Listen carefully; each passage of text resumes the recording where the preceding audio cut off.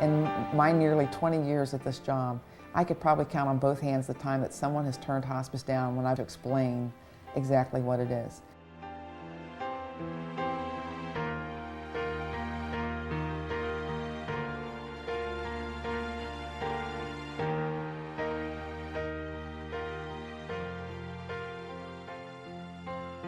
It's a good thing. It's the right thing to do. It's the most appropriate type of care for someone who has an illness that cannot be cured. This isn't just about someone who's lying in bed today, ready to take their last breath.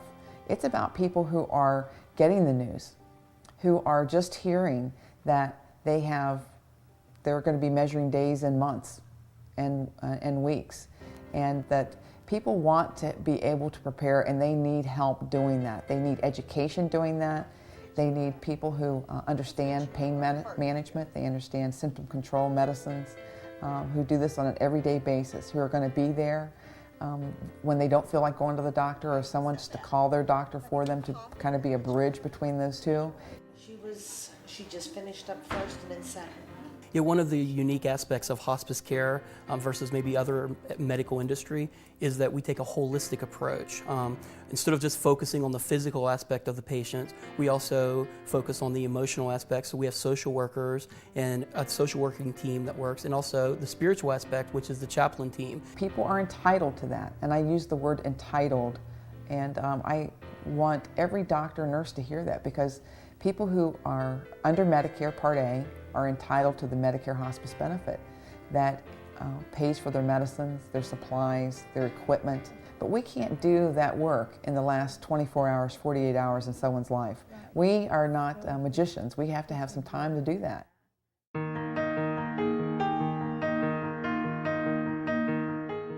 For the most part, if people were not surprised if someone were not alive this time next year, then it's time to make a hospice referral.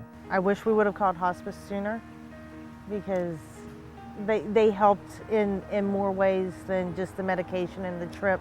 They supported our family.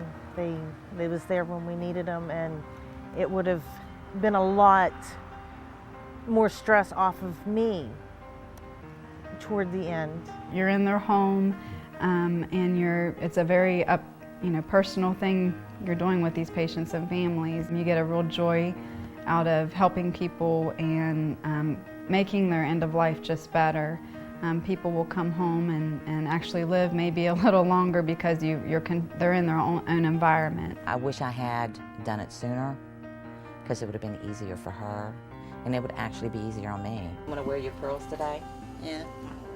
And by having her at home, I know what's going on all the time. And the hospice group we have is absolutely phenomenal. They're so loving and caring. They're just a wonderful group. And they're here as quick as a phone call. Where I know and I feel confident when I pick up that phone and I call, and all I have to say is, "This is Carol."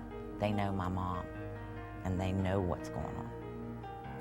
That means a lot. They came in and helped take care of things that we couldn't get on our own. They was able to get for us like overnight.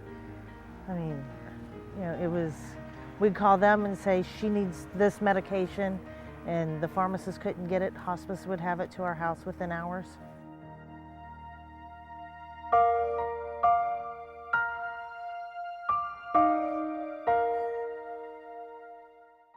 Taylor had a wish to go sled riding with her sisters one more time, and hospice found out about it and arranged it, and then notified us of when and where.